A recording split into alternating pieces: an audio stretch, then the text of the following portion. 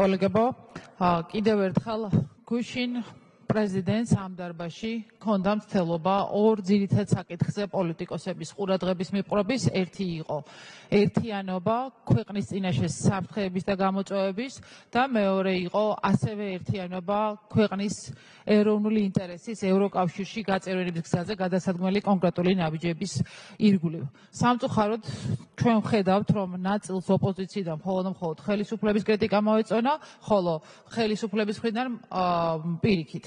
და ხდება შთაბეჭდილება, რომ ვერც ვერაფერი ვერ გავიგეთ და ვერც მათ შორის იმ ხალხის ვერ გავიგეთ, რომლის მოწონებაც ჰქონდა პრეზიდენტის ამ გზავნილს. ის რომ ნებისმიერი განსხვავებული აზრი და ნებისმიერი კრიტიკული აზრი არის მტრულად აღქმული ხელისუფლების მხრიდან, დღეს კიდევ ერთხელ დადასტურდა უმრავლესობის გადაწყვეტილებით, როდესაც პრეზიდენტის იმპიჩმენტის პროცედურაზე დაიწყო საუბარი იმ საბაბით, რომ თურმე პრეზიდენტმა დაარღვია კონსტიტუცია, როდესაც ქვეყნის ეროვნულ ინტერესზე ევროკავშირში გაწევრიანებასთან მიმართებაში განახორციელა პირადი ვიზიტები ევროპულ დედაქალაქებში. და ეს ხდება მაშინ, როდესაც დღეს ქვეყანას ემუქრება სუვერენიტეტის დაკარგვის საფრთხე რუსეთის მხრიდან და ეს ხდება მაშინ, როდესაც ყველა ერთად არა მხოლოდ უნდა დავდიოდეთ ჩვენს პარტნიორ ქვეყნებში, არამედ უნდა მუშაობდეთ იმისთვის, რომ დავიცვათ ჩვენი სუვერენიტეტი, ჩვენი ქვეყანა და ჩვენი ევროპული არჩევანი. აბსოლუტურად გაუგებარი არის და არასწორი ის შეფასებები, რომელიც ჩვენ გვესმის მათ შორის უმრავლესობის მხრიდან ეროვნული უსაფრთხოების საბჭოს ფორმატთან მიმართებაში და პრეზიდენტის ჩართულობასთან მიმართებაში. კიდევ ერთხელ შეგახსენებთ, რომ ეროვნული უსაფრთხოების საბჭო თუ მისი წინამორბედი ეროვნული უშუალოების საბჭო 96 წლიდან არსებობდა კონსტიტუციაში და ყოველთვის კანონის შესაბამისად იკრიბებოდა ერთი მიზნისთვის, რომ ქვეყნის ეროვნული უსაფრთხოების პოლიტიკა დაეგეგმა და განეხორციელებინა მისი კოორდინაცია ქვეყნის ეროვნული ინტერესების შესაბამისად.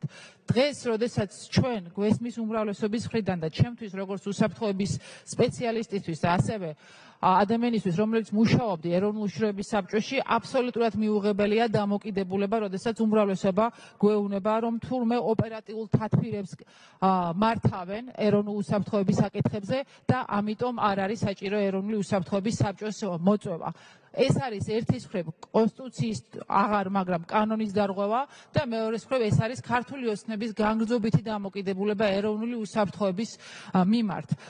უსაფრთხოების საბჭოზე იყო სწორედ, როდესაც პრეზიდენტი ყავდა თქვენ მოწვეული, როდესაც საგანგებო სიტუაცია გამოაცხადეთ COVID პანდემიის დაწყების პერიოდში. დიახ, პრეზიდენტს აქვს ნომინალური, თუმცა მნიშვნელოვანი უფლებები, როგორც უმაღლეს მთავარსარდალს და დიახ, პრეზიდენტს შეუძლია არა მხოლოდ ისაუბროს ეროვნულ უსაფრთხოებაზე, არამედ გთხოვოთ თქვენ, რომ ამ საუბრის მონაწილე იყოს და ამას იძლევა მათ შორის კანონმდებლობა ამ შესაძლებლობას. და კიდევ ერთი ასევე ჩვენ გთხოვეთ, რომ ეროვნულ უსაფრთხოების საკითხებზე მქონდეს ჯელობა პარლამენტში და იმედია ამასაც არაკონსტიტუციურად არ მონათლავთ, იმიტომ რომ ჩვენ გვაქვს პასუხისმგებლობა დღეს ქვეყნის წინაშე, რომ დავიცვათ ჩვენი უსაფრთხოება და პოლიტიკის ნაბიჯები გადავდგათ ამ უსაფრთხოების უზრუნველყოფისთვის.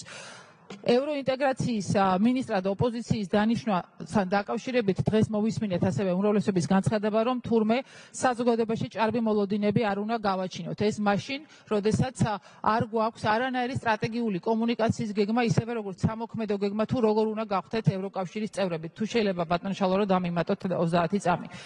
კიდევ ერთხელ მოგიწოდებთ, რომ როდესაც საუბარი არის ევროინტეგრაციაზე და როდესაც დღეს აქ რეზოლუციას ჩვენ კენჭი უნდა უყაროთ და მხარი უნდა დაუჭიროთ, ვისაუბროთ ნებისმიერ ფორმალურ ფორმატში იმისთვის, რომ ხარი დაუჭიროთ ევროინტეგრაციის პროცესს და მიუხედავად იმისა, რომ ყველა მიცის, რომ ეს არის ხანგრძლივი პროცესი, არ დავაზიანოთ იმ განცხადებებით, რომელსაც ჩვენ ვხედავთ. და კიდევ ერთხელ გთხოვნა მექნება, რომ ნოიკიდებთ ტრად ყველას, ვისაც განსხვავებული აზრი აქვს და გახსენებთ, რომ ჩვენ რეალურ დაასრულებინეთ.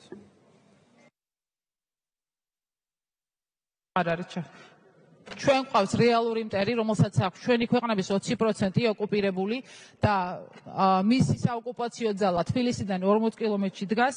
ნუ ისაუბრებთ ოპერატიულ თათბირებზე, როდესაც არსებობენ ინსტიტუტები და ინსტიტუციებს პატივი ვცეთ, იმიტომ რომ ეს არის გზა დემოკრატიის. ნუ დაყოფთ საზოგადოებას და ნუ გავაძლიერებთ იმ პოლარიზაციით და იმ დამატებითი დაქსაქსვით მტერს. დიდი მადლობა.